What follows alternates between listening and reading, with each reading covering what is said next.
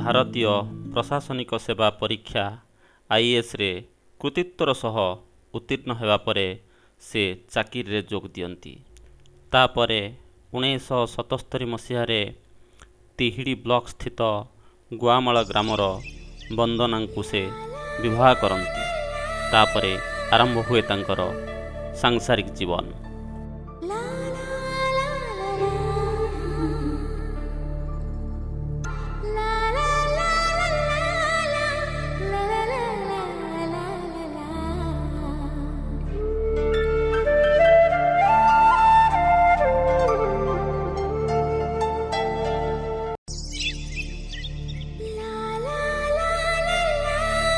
ବନ୍ଦନା ହେଉଛନ୍ତି ଜଣେ ଶିକ୍ଷାବିତ୍ ଏବଂ ତାଙ୍କର ବାପା ସ୍ୱର୍ଗତ ବିଭୂତିଭୂଷଣ ତ୍ରିପାଠୀ ଥିଲେ ଜଣେ IAS ଅଫିସର।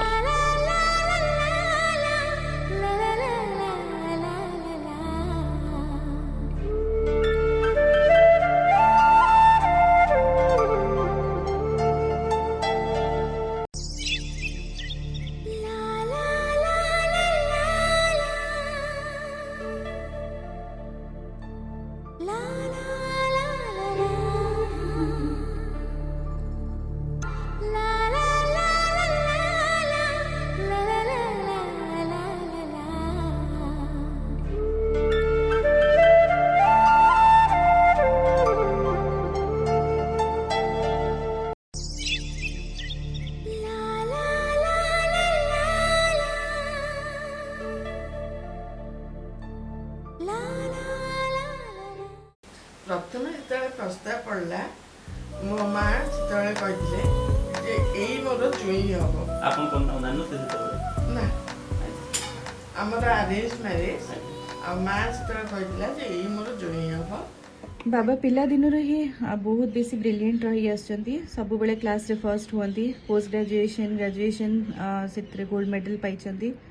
तो मु आ मो भाई छोट बेलू आमे भी बहुत इंस्पायर्ड फील करू तांको गोल्ड मेडल देखिकी आउ भगवान को दयारू आम दी जन को भी गोल्ड मेडल मिलला।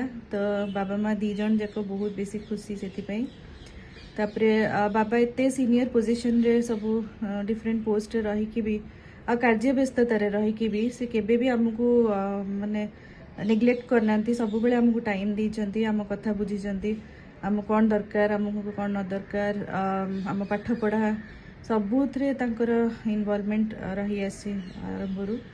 तापरे सब बेस्ट पार्ट है मु आ मो भाई जिते भी केतले आमको कन्फ्यूजन हुए को डिसीजन नबारे माने जानी पारुनी कोटा ठीक कोटा भूल सेतले सब बेले आमे बाबा पाखु जाओ एडवाइस गाइडेंस आउ जहाँ भी आम डिसीजन नहीं बेस्ड ऑन हिज गाइडेंस आउ जो एडवाइस सेटा आम ठीक ही सब बेले प्रूव होती। तो so we feel very lucky and blessed. तापरे बाबा बहुत बड़ा साई बाबा भक्त। तो साई बाबा ऊपर बहुत बही लिखिं तापरे मंदिर आम गाँव में बनई आउ से मंदिर रे बहुत लोग आजिकल आसुचंदी पूजा करिया को उपकृत होइचंदी सेति हाय बाबा बाबा विषय में आम कौन कहूँ सी आमर जीवन रे गोटे बड़ सोर्स ऑफ इंस्पिरेशन सब बेले आम आमर आइडियल मानी आसीचु छोट बड़ू। तो सी तांकर चाकरी जीवन में सब बेले बड़ बड़ पोजिशन्स मानकर रही किंतु ता सत्वे भी सी आम प्रति तांकर दायित्व को केबे अवहेलना करना सब बेले टाइम काढ़ी आम कौन पढ़ुचु कौन नहीं आमर कौन दरकार न दरकार सब सी बुझी आमको सब बेले आमर भल मंद बुझी छोट बड़ू आम मेडल्स सर्टिफिकेट्स देखीचु भी बाहर के आसला परटू मु तका मेडल सर्टिफिकेट देखि बहुत इंस्पायर हो जाए। तो सेटा देखिकी आम भावु जे आम भी भल पाठ पढ़ी जीवन में किसी करूँ भल मनीष हबू आउ से जिनस हमको सब बेले गाइड करची आउ my JJ is the best. Aja has always been a huge inspiration to me because of how hardworking and considerate he is. He's always made sure that I'm doing well and he constantly supports me to be a better person. I'm genuinely so blessed to have him as my grandfather. I love you, Aja. Dr. Ravi Narayana Senapati मोर बंधु श्रेष्ठ ମୁଁ ତାଙ୍କୁ ଭିଣୋଇ। ମୁଁ ତାଙ୍କୁ ଯେତେବେଳେ ଷଷ୍ଠ ଶ୍ରେଣୀରେ ପଢ଼ୁଥିଲି ଏକା ହାଇସ୍କୁଲର ଯେହେତୁ ଛାତ୍ର, ସେ ସେତେବେଳେ ସପ୍ତମ ଶ୍ରେଣୀରେ ପଢ଼ୁଥିଲେ, ସେବେଠାରୁ ମୁଁ ତାଙ୍କୁ ଲକ୍ଷ୍ୟ କରିଛି। ତୁଳସୀ ଦୁଇ ପତ୍ରରୁ ବାସିଲା ପରି ସେବେଠାରୁ ମୁଁ ଲକ୍ଷ୍ୟ କରୁଛି ସେ ତାଙ୍କର ସବୁ ଶ୍ରେଣୀରେ ସେ ପ୍ରଥମ ହୁଅନ୍ତି। ଆମେ ଭାଇ ଭଉଣୀ 2 ଜଣ, ସେ ବଡ଼ ମୁଁ ସାନ, ନନା ସେ। ଆଉ ଛୋଟ ହେଇଥିଲୁ ବାପା ଚାଲିଗଲେ, ତେଣୁ କରିକି ସିଏ ମୋର ମାନେ ବାପା, ଭାଇ ତ ନୁହେଁ, ସେ ବାପା। ଆଉ ଏପର୍ଯ୍ୟନ୍ତ ମୋର ସେ ବାପାର କାମ ଏପର୍ଯ୍ୟନ୍ତ ସେ କରି ଆସିଛନ୍ତି। ଆଉ ମାନେ ବହୁତ ମାନେ ସେ ତ କୋଟିଏରେ ଗୋଟିଏ, ଆଉ ସେ ତ ଆଉ ତାଙ୍କ ବିଷୟରେ ମୁଁ କ'ଣ କହିବି। ଆଉ ସବୁବେଳେ ସ୍ନେହ ଶ୍ରଦ୍ଧାର ମାନେ ମୋତେ ପରିପୂର୍ଣ୍ଣ ଦେଇଛନ୍ତି, ଏପର୍ଯ୍ୟନ୍ତ ବି ତାହା ଚାଲିଛି। ଆଉ ମୋତେ ବହୁତ ଭଲ ପାଆନ୍ତି। ମୁଁ ଜଣେ ଅସାଧାରଣ ବ୍ୟକ୍ତିତ୍ୱର ଅଧିକାରୀ, ତଥାପି ତାଙ୍କର ବ୍ୟକ୍ତିତ୍ୱ ମାନେ ତାଙ୍କ ସହିତ ମିଶିଲେ ଲାଗେନି, ମାନେ ଜଣାପଡ଼େନି କେତେ ମାନେ ମିଶିଯାଆନ୍ତି ସମସ୍ତଙ୍କ ସହିତ। ଆଉ କେବେ ଭୁଲ ମାନେ ମୁଁ ଜାଣିଛି କେବେ ଭୁଲ କାମ କୌଣସି କରନ୍ତିନି। ମୁଁ ଏତିକି ଜାଣିଛି ମନେକର ମାମୁଁ ଏଇ କାମଟା କରୁଛନ୍ତି ମାନେ ନିଶ୍ଚୟ ସେଇ କାମଟା ଠିକ୍ ହେଇଥିବ। ବାକି ରହିଲା ତାଙ୍କର ମାନେ ଏକାଡେମିକ୍ସ ତ ମାନେ କହିଲେ ନ ସରେ, ମାନେ ପୁରା ଆମେ ଯେତିକି ପିଲାବେଳରୁ ଶୁଣିଛୁ କି ମାମୁଁଙ୍କ ସଂସ୍ପର୍ଶରେ ବହୁତ କମ୍ ଆସିଛି, କିନ୍ତୁ ଯେତିକି ବି ଆସିଛି ତାଙ୍କ ପର୍ସନାଲି ମୋତେ ବହୁତ ଭଲ ଲାଗେ। ମାନେ ତାଙ୍କ ସବୁଠାରୁ ଗୋଟେ ଭଲ ଗୁଣ ଯେ ମାନେ ସେ ଏତେ ବଡ଼ ପଦବୀରେ ଥାଇକି ବି ମାନେ ପ୍ରାଉଡନେସ୍ ଭଳି ମାନେ ଗୋଟେ ଜିନିଷ କିଛି ନାହିଁ। ମାନେ ସବୁ ଡକ୍ଟର ଆର୍.ଏନ୍. ସେନାପତିଙ୍କର ସାହିତ୍ୟ ଜୀବନ ସେ ବିଷୟରେ କ'ଣ କିଛି କୁହନ୍ତୁ। ମୁଁ କହିସାରିଛି, ଜଣେ କବି ଭାବରେ, ଜଣେ ସାରସ୍ୱତ ସ୍ରଷ୍ଟା ଭାବରେ ଡକ୍ଟର ରବିନାରାୟଣ ସେନାପତି ବେଶ ଯଶସ୍ୱୀ। ଏଇ ଯେଉଁ କବିତ୍ୱ ସେ ତ ନିଶ୍ଚିତ ଭାବରେ ତାଙ୍କର ଜନ୍ମଗତ ଗୁଣ ବହି କରିଥିଲା। ପୁଣି ସେ ଅଞ୍ଚଳ କାନ୍ତ କବି ଲକ୍ଷ୍ମୀକାନ୍ତ ମହାପାତ୍ରଙ୍କର ଅଞ୍ଚଳ, ସେ ଅଞ୍ଚଳ ଅଦୂରରେ ଜାତୀୟ କବି ବାଞ୍ଛାନିଧି ଏବଂ ଭଦ୍ରକରେ କବି ଶେଖର ଚିନ୍ତାମଣି। ଗୋଟେ କାବ୍ୟିକ ପରିବେଶ, ସେଇ କାବ୍ୟିକ ପରିବେଶ ଭିତରେ ଜନ୍ମଗ୍ରହଣ କରିଥିଲେ ରବିବାବୁ। ଏବଂ ଯେଉଁ ହାଇସ୍କୁଲରେ ପଢ଼ୁଥିଲେ ସେଠି ମଧ୍ୟ ଗୋଟେ କାବ୍ୟିକ ପରିବେଶ ଥିଲା। ସେଠି ଜାମିନୀ ବୋଲି ଗୋଟେ ପତ୍ରିକା ବାହାରୁଥିଲା, ଯାହାକୁ ସମ୍ପାଦନା କରୁଥିଲେ ରବିନାରାୟଣ ସେନାପତି ଛାତ୍ର ଭାବରେ। ସେ ଜାମିନୀ ନାଁଟା ପରବର୍ତ୍ତୀ ସମୟରେ ପରିବର୍ତ୍ତିତ ହୋଇକି ଦାମିନୀ ହେଲା, ତାକୁ ମଧ୍ୟ ଏଡିଟ୍ କଲେ ରବିନାରାୟଣ ସେନାପତି। ଏବଂ ଆହୁରି ଗୋଟେ ଗୁରୁତ୍ୱପୂର୍ଣ୍ଣ କଥା, ସେ ଛାତ୍ର ବୟସରେ କାନ୍ତକବି ଲକ୍ଷ୍ମୀକାନ୍ତଙ୍କ ଉପରେ ଯେଉଁ ସ୍ମରଣିକା ପ୍ରକାଶ ପାଇଲା ତାକୁ ମଧ୍ୟ ସେ ସମ୍ପାଦନା କରିଛନ୍ତି। ଏବଂ ଛାତ୍ର ଜୀବନରେ ତାଙ୍କର ବହୁ ଗପ ପ୍ରଜାତନ୍ତ୍ରରେ, ଗପ କବିତା ପ୍ରଜାତନ୍ତ୍ରରେ ବାହାରୁଥିଲା ଏବଂ ରେଡ଼ିଓରେ ତାଙ୍କ ଗୀତ ମଧ୍ୟ ବାଜୁଥିଲା। ଇଏ ହେଉଛି ତାଙ୍କ କୈଶୋର ଏବଂ ଆଦ୍ୟ ଯୌବନର କଥା। ତେଣୁ ଏଇ ଯେଉଁ ହାଇସ୍କୁଲର ପରିବେଶ, ଆମ ଅଞ୍ଚଳର ପରିବେଶ ସେ ତାଙ୍କୁ କବି କରିଛି, ଯଦିଓ କବିପଣ ତାଙ୍କ ଭିତରେ ନିଶ୍ଚିତ ଭାବରେ ଥିଲା। ଇଏ ତାକୁ ଏଇ ପରିବେଶ ତାଙ୍କୁ ଉଖୁରେଇଛି ତାଙ୍କ କବିପଣ, ଏବଂ ସେ କବି ଭାବରେ ଯଶସ୍ୱୀ ହୋଇଛନ୍ତି ସାରା ଓଡ଼ିଶାରେ। ସାହିତ୍ୟର ପ୍ରାୟ ସବୁ ବିଭାଗରେ ଅତି ସଫଳତାର ସହିତ ଲେଖନୀ ଚାଳନା କରିଛନ୍ତି କବି ରବିନାରାୟଣ ସେନାପତି। ତାଙ୍କର 10ଟି କବିତା ସଂକଳନ ପ୍ରକାଶିତ। 10ଟି କବିତା ସଂକଳନ ଅତି ଚମତ୍କାର। ସେ ବଞ୍ଚିଥିବା ଯାଏ, ଅଷ୍ଟମ ଗର୍ଭଠାରୁ ଆରମ୍ଭ କରି ଅନ୍ତରଙ୍ଗ ମୋହ, ହଜିଯାଇଛି ଠିକଣା, ଏହିପରି ଶୋଭାଯାତ୍ରା, ଚମତ୍କାର କବିତା ସଂକଳନ ତାଙ୍କର ପ୍ରକାଶିତ। ସବୁ କବିତାର ଭାଷା ସରଳ ଏବଂ ସାବଳୀଳ, ଲାଳିତ୍ୟରେ ପରିପୂର୍ଣ୍ଣ। ତଥାକଥିତ ଦୁର୍ବୋଧତା ଠାରୁ ଡକ୍ଟର ସେନାପତି ବହୁତ ଦୂରରେ। ତାଙ୍କ କବିତାକୁ ବୁଝି ହୁଏ, ଏଇଥିପାଇଁ ବୁଝି ହୁଏ ଯେ ସେଠି ଗୋଟେ ଜୀବନ ପ୍ରତି ନିବିଡ଼ତା ଥାଏ, ମାଟି ପ୍ରତି ଅନ୍ତରଙ୍ଗ ମୋହ ଥାଏ, ଯେଉଁଥିପାଇଁ ସେ କବିତା ଯିଏ ଥରେ ପଢ଼େ ସେ ନିଜ ଭିତରେ ଗୁଣୁଗୁଣେଇ ହୁଏ। କବିର ସଫଳତା ସେଇଠି ଯେଉଁଠି ପାଠକ କବିତାଟି ପଢ଼ିଲା ପରେ ତା ହୃଦୟରେ ଅନ୍ତତଃ କିୟତ୍କାଳ ପାଇଁ ତାହା ଗୁଞ୍ଜରିତ ହୁଏ। ସେ ଦୃଷ୍ଟିରୁ କବି ରବିନାରାୟଣ ସେନାପତି ଜଣେ ସଫଳ କବି। କଳା ତଥା ସାହିତ୍ୟ ଜଗତକୁ ଉଲ୍ଲେଖନୀୟ ଅବଦାନ ତଥା ପ୍ରଶାସନିକ କ୍ଷେତ୍ରରେ ଉଲ୍ଲେଖନୀୟ ଅବଦାନ ପାଇଁ ରାଜ୍ୟ ତଥା ରାଜ୍ୟ ବାହାରର ବହୁ ଅନୁଷ୍ଠାନ ତାଙ୍କୁ ସମ୍ବର୍ଦ୍ଧିତ ତଥା ସମ୍ମାନିତ କରିଛନ୍ତି। ସେଥିମଧ୍ୟରୁ ସାଗରିକା ମାସିକ ସାହିତ୍ୟ ସଂସ୍କୃତି ପତ୍ରିକା ବାଲେଶ୍ୱର ତରଫରୁ ତାଙ୍କୁ ସମ୍ମାନିତ କରାଯାଇଛି। ସାଗରିକା ସାରସ୍ୱତ ସମ୍ମାନ 2012, ଫକୀର ମୋହନ ବିଶ୍ୱବିଦ୍ୟାଳୟ ବ୍ୟାସବିହାର ବାଲେଶ୍ୱର ତରଫରୁ ମଧ୍ୟ ତାଙ୍କୁ ବିଶ୍ୱବିଦ୍ୟାଳୟ ସମ୍ମାନ 2010 ମିଳିଛି। ଏମିତି ଭାବରେ ଡକ୍ଟର ରବିନାରାୟଣ ସେନାପତି ପ୍ରାୟ 50ରୁ ଉର୍ଦ୍ଧ୍ୱ ସମ୍ବର୍ଦ୍ଧନା ଓ ସମ୍ମାନ ଲାଭ କରିଛନ୍ତି।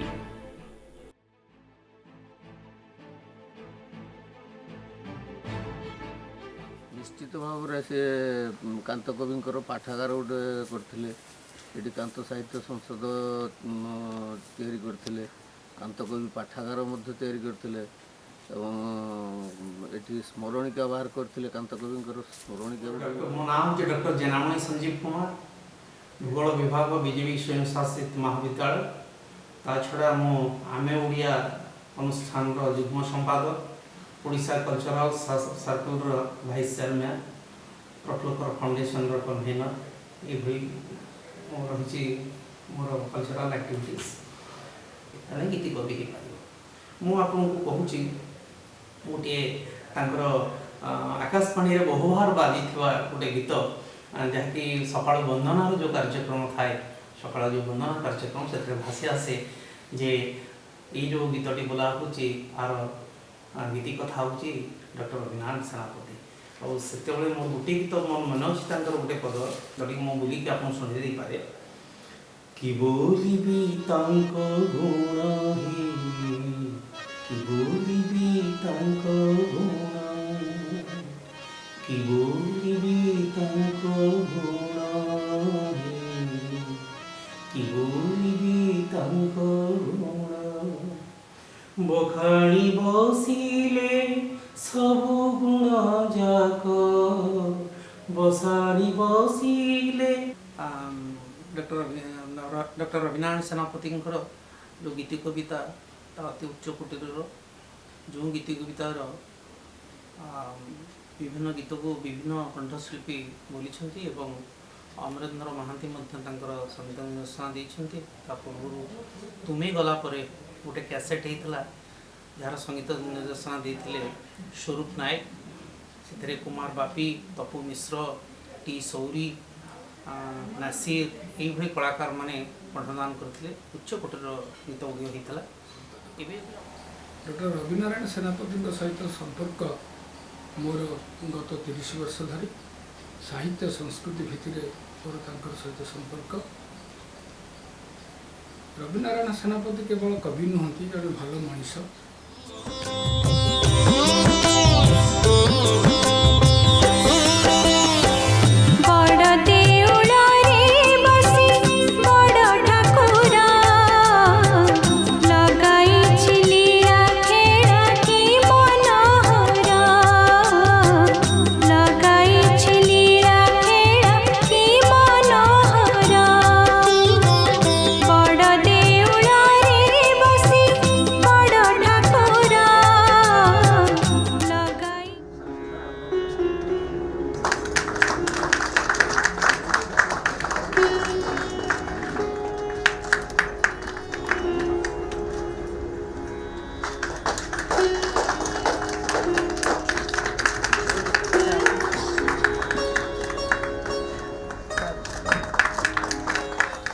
ଆଜି ସନ୍ଧ୍ୟାର ମୁଖ୍ୟ ଆକର୍ଷଣ ହେଉଛନ୍ତି ଡକ୍ଟର ରବିନାରାୟଣ ସେନାପତି।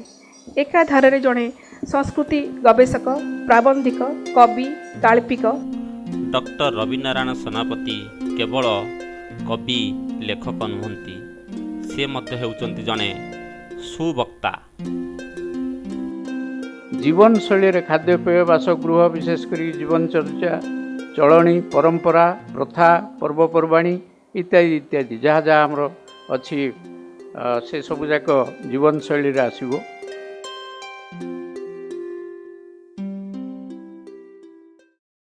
ଜଣେ ଗାଳ୍ପିକ ଭାବରେ ମଧ୍ୟ ସେ ବେଶ ପ୍ରସିଦ୍ଧ। ତାଙ୍କର ଗଳ୍ପ ସଂକଳନ ଆତ୍ମସମର୍ପଣ ମୁହୂର୍ତ୍ତ ଏକ ଚମତ୍କାର କଥାଗୁଚ୍ଛ। ଜୀବନ କାଳ ମଧ୍ୟରେ ଡକ୍ଟର ରବିନାରାୟଣ ସେନାପତି ଅନେକ ପୁସ୍ତକ ରଚନା କରିଛନ୍ତି। ସେଥିମଧ୍ୟରୁ ଚିତ୍ରିତ ମୁହୂର୍ତ୍ତ ଅନୁଭବୀ ସ୍ରଷ୍ଟା ଇଏ ତାଙ୍କର ବହି ସଂକଳନ। ନୀଳ ନୀଳ ବିସ୍ମୟ ଇଏ ମଧ୍ୟ ତାଙ୍କର ବହି। ସାହିତ୍ୟର ବାର୍ତ୍ତା ଓ ଅନ୍ୟାନ୍ୟ ଇଏ ମଧ୍ୟ ତାଙ୍କର ବହି। ସାଇବାବା ଦି ଲିଭିଂ ଗଡ୍ ଇଏ ମଧ୍ୟ ବାବାଙ୍କ ଉପରେ ସେ ବହି ଲେଖିଛନ୍ତି। ପ୍ରତିପଦର ଜହ୍ନ, ସୂର୍ଯ୍ୟାସ୍ତର ରଙ୍ଗ ବହୁତ ସୁନ୍ଦର। ମୁଖ୍ୟତଃ ପ୍ରକୃତିକୁ ସେ ବହୁତ ଭଲ ପାଉଥିଲେ, ତେଣୁ ତାଙ୍କର ବହି ଗୁଡ଼ିକର ନାଁ ଏ ପ୍ରକାର ହୋଇଛି। 101 ନିର୍ବାଚିତ କବିତା ଇଏ ମଧ୍ୟ ତାଙ୍କର କବିତା ସଂକଳନ। ସ୍ମୃତିର ସୁରଭି, ଅଦୃଶ୍ୟ ଚିତ୍ରପଟ, ଅନ୍ତରଙ୍ଗ ମୋହ, ଜନ୍ମଲଗ୍ନ, ହଜିଯାଇଛି ଠିକଣା, ସୁନା ହରିଣ ଇଏ ହେଉଛି ଏକ ଶିଶୁ ସାହିତ୍ୟ ବହି। ଦୀପୁ ଓ ଟିପୁ, ବୃକ୍ଷ ଆମର ବନ୍ଧୁ ଇଏ ମଧ୍ୟ ତାଙ୍କର ଶିଶୁ ସାହିତ୍ୟ ସମ୍ବନ୍ଧୀୟ ପୁସ୍ତକ। ଧୂସର ଦିଗନ୍ତ ଓ ଅନ୍ୟାନ୍ୟ ପ୍ରବନ୍ଧ, ବ୍ୟାସକବି, ଏମିତି ପ୍ରାୟ 30ରୁ ଉର୍ଦ୍ଧ୍ୱ ପୁସ୍ତକ ସେ ଜୀବନକାଳ ମଧ୍ୟରେ ରଚନା କରିଛନ୍ତି। ଆଧ୍ୟାତ୍ମିକ ପୁସ୍ତକ ମଧ୍ୟରେ ସାଇବାବାଙ୍କ ଅମୃତ ଲୀଳା ଓ ମହିମା, ସଦ୍ଗୁରୁ ଶ୍ରୀ ସାଇନାଥ, ଭକ୍ତ ବତ୍ସଳ ଶ୍ରୀ ସାଇନାଥ, ଏମିତି ଅନେକ ଆଧ୍ୟାତ୍ମିକବାଦୀ ପୁସ୍ତକ ସେ ରଚନା କରିଛନ୍ତି। ମୁଖ୍ୟତଃ ସିଏ ବାବାଙ୍କର ଜଣେ ଡିଭୋଟି ଅଟନ୍ତି। ଇଏ ହେଉଛି ରମାମଣି ପାଠାଗାର। ନିଜ ମାଙ୍କ ଉଦ୍ଦେଶ୍ୟରେ ଏ ପାଠାଗାରକୁ ନିର୍ମାଣ କରିଛନ୍ତି ଡକ୍ଟର ରବିନାରାୟଣ ସେନାପତି। ମାଙ୍କୁ ସେ ବହୁତ ଭଲ ପାଉଥିଲେ। ନିଜେ ଲେଖିଥିବା କବିତା ଗୋଟେ ଆବୃତ୍ତି କରିବି। ମୁଁ ଆବୃତ୍ତି କରିବା ପୂର୍ବରୁ ଟିକେ କ'ଣ ସୂଚନା ଦେବାକୁ ଚାହେଁ ଯେ ପିଲାଦିନୁ ମୋର ସାହିତ୍ୟ ପ୍ରତି ରୁଚି ଏବଂ ଆଗ୍ରହ ଥିଲା। ପ୍ରଥମ କଥା ହେଉଛି ମୋର ମା ନିଜେ ମଧ୍ୟ ଲେଖାଲେଖି କରନ୍ତି, ସେଗୁଡ଼େ ଭଜନ ଲେଖିଛନ୍ତି। ତାପରେ ସ୍କୁଲରେ ପଢ଼ିଲା ବେଳେ ମୁଁ ସ୍କୁଲ ମ୍ୟାଗାଜିନ୍ରେ ସେଥିରେ ମଧ୍ୟ ମୋର ଲେଖା ପ୍ରକାଶ ପାଇଲା। ସମାଜ, ପ୍ରଜାତନ୍ତ୍ର ଏସବୁ ଖବରକାଗଜରେ ମଧ୍ୟ ମୋର ହାଇସ୍କୁଲରେ ପଢ଼ିଲା ବେଳେ ଲେଖା ପ୍ରକାଶ ପାଇଥିଲା। ତେଣୁ ଏଇ ଯେଉଁ ସାହିତ୍ୟ ପ୍ରତି ରୁଚି ଏବଂ ଆଗ୍ରହ ମୋର ଥିଲା, ପରବର୍ତ୍ତୀ କାଳରେ ମୁଁ କବିତା, ପ୍ରବନ୍ଧ, ଗଳ୍ପ, ଶିଶୁ ସାହିତ୍ୟ ରଚନା କରିଛି। ତାହା ସହିତ ମୁଁ ମଧ୍ୟ ଅନୁବାଦ କରିଛି। ତେଣୁ ସାହିତ୍ୟରେ ରୁଚି ଦୃଷ୍ଟିରୁ ମୁଁ ଭାବେ ଯେ କିଛି ଗୋଟେ ସୃଷ୍ଟି କରିବା ଯେଉଁଟାକି ସମାଜର ହିତ ସାଧନ କରିବ। ସାହିତ୍ୟ ହେଉଛି ସମାଜର ହିତ ସାଧନ କରେ। ତେଣୁ ସେ ବାବଦରେ ମୁଁ ମୋର କବିତା ହେଉଛି ମୁଖ୍ୟତଃ ଜୀବନଧର୍ମୀ ଏବଂ ସେଥିରେ ସମାଜ ପ୍ରତି ଗୋଟେ ପ୍ରତିବଦ୍ଧତା ରହିଛି। ତ ମୁଁ ଗୋଟିଏ କବିତା ବର୍ତ୍ତମାନ ପଢ଼ୁଛି। ସେ କବିତାଟି ହେଉଛି ଧ୍ୱନି ପ୍ରତିଧ୍ୱନି। ଧ୍ୱନି ପ୍ରତିଧ୍ୱନି କବିତାର ଶୀର୍ଷକ। ଢଳ ଢଳ ଶିଶିର ବିନ୍ଦୁରେ ପ୍ରତିଫଳିତ ହୁଏ ଆକାଶରୁ ଝରୁଥିବା ସୂର୍ଯ୍ୟ ରଶ୍ମି କେତେ ସ୍ୱଚ୍ଛନ୍ଦରେ। ଜୀବନର ଧ୍ୱନି ଝାଟି ମାଟି କୁଡ଼ିଆ ଭିତରେ ଜନ୍ମ ମୃତ୍ୟୁର ଧାରା ଅପ୍ରତିହତ ଥାଏ ପ୍ରତି ମୁହୂର୍ତ୍ତରେ। ଜନ୍ମରୁ ମୃତ୍ୟୁ ପର୍ଯ୍ୟନ୍ତ ଲମ୍ବିଥିବା ଜୀବନରେ ଯନ୍ତ୍ରଣା ପ୍ରତିବିମ୍ବିତ ହୁଏ କାରୁଣ୍ୟରେ, ଲୁହ ବିନ୍ଦୁରେ। ଜୀବନର ଧ୍ୱନି ପ୍ରତିଧ୍ୱନି ଶୁଭୁଥାଏ ପ୍ରତିକ୍ଷଣ, ଶୁଣିବାକୁ ଚେଷ୍ଟା କର। ଜୀବନର ଧ୍ୱନି ପ୍ରତିଧ୍ୱନି ଶୁଭୁଥାଏ ପ୍ରତିକ୍ଷଣ, ଶୁଣିବାକୁ ଚେଷ୍ଟା କର। ଶୁଭିଯିବ ଅନାହତ ମୂର୍ଚ୍ଛନା ଜୀବନ ସଙ୍ଗୀତର। ଯିଏ ଶୁଣିପାରେ ଜୀବନର ଧ୍ୱନି ପ୍ରତିଧ୍ୱନି, ଯିଏ ସେ ଜାଣିପାରେ ଜୀବନଟା ଏକ ଅଳିକ ସ୍ୱପ୍ନ। ଆଉ ଗୋଟିଏ କବିତା ମୁଁ ଆବୃତ୍ତି କରୁଛି। ଏ କବିତାର ମର୍ମ ଟିକେ ଅଲଗା, ଏଥିରେ ଟିକେ ରୋମାଣ୍ଟିକ ଚେତନା ରହିଛି। ଏ କବିତାର ଶୀର୍ଷକ ହେଲା ବର୍ଷା ରାତିରେ। ରୁଣୁ ଝୁଣୁ ଶବ୍ଦ ଶୁଭୁଥିଲା କେଉଁ ଏକ ନର୍ତ୍ତକୀର ନୂପୁର ନିପଣ ଭଳି। ବର୍ଷା ରାତିରେ ଖୋଲିଗଲା ମୋ କୋଠରୀର ଦ୍ୱାର, ଦଲକାଏ ପବନ। ବର୍ଷା ରାତିରେ ଖୋଲିଗଲା ମୋ କୋଠରୀର ଦ୍ୱାର, ଦଲକାଏ ପବନରେ। ମୁଁ ଚମକି ପଡ଼ିଲି ଅଜଣା ଭୟରେ, ଲାଗିଲା ଯେମିତି ତୁମେ ଆସିଛ। ଲାଗିଲା ଯେମିତି ତୁମେ ଆସିଛ ବର୍ଷାରେ ଭିଜି ହୋଇ। ଆବେଗରେ ଆର୍ଦ୍ର ହୋଇ ମୁଁ ଡାକିଲି ଆସ ଭିତରକୁ। ତୁମେ ଯେ ଆସିଲ ନାହିଁ ଓଦା ଓଦା ମନ ନେଇ ଫେରିଗଲ ମୁଆଡ଼େ ନ ଚାହିଁ। ପଦୁଟିଏ କଥା ଯେ ନ କହି ରାତି ସାରା ବର୍ଷା ହେଲା ଭିଜିଗଲା ମୋର ଦେହ ପ୍ରାଣ। ରାତି ସାରା ବର୍ଷା ହେଲା ଭିଜିଗଲା ମୋର ଦେହ ପ୍ରାଣ। ତୁମ କଥା ଭାବି ଭାବି କେତେବେଳେ ନିଦ ଲାଗିଗଲା ଜାଣିପାରି। ସକାଳ ହେଲାରୁ ବର୍ଷା ଥମିଗଲା। ଝରକା ବାଟେ ଚାହିଁଲି ମୁଁ ଚକମକ ଖରା ମୋତେ ଚାହିଁଥିଲା। ସକାଳ ହେଲାରୁ ବର୍ଷା ଥମିଗଲା। ଝରକା ବାଟେ ଚାହିଁଲି ମୁଁ ଚକମକ ଖରା ମୋତେ ଚାହିଁଥିଲା। खूब सुंदर रोमांटिक कविता, बहुत हृदयस्पर्शी कविता।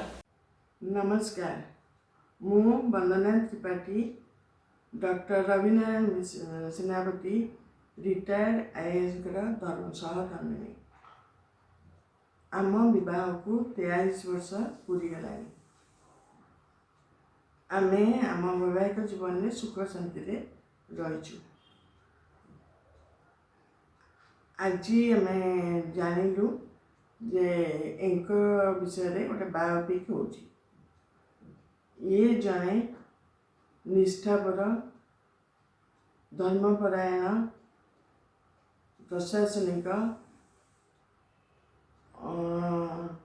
साहित्यिक निष्ठभाषी और संस्कृति संपन्न व्यक्ति होइथिबारु तांको ऊपर बायोपिक होइथिबारु बहुत खुशी। मोर आशा अन्य माने मध्य तांको आदर्श रे अनुप्राणित होई पारंती। मु अध्यापना चाकरी गवर्नमेंट कॉलेज रे करूथिली। परवर्ती समय रीडर और डायरेक्टर टेक्स्ट बुक ब्यूरो होई अवसर लेछि। दीर्घ 37 वर्षर चाकरी काल भितर जिते बड़े जो समय मोर आवश्यकता पड़ी मुझे साहाय्य नहीं। से सब बेले मत साहाय्य करती आउ सुपरामर्श दियंती। से नारी मान को बहुत सम्मान करती। से साहित्यिक बहुत प्रकार गल्प कविता प्रबंध शिशु साहित्य आहरी अनेक किछि लिखती।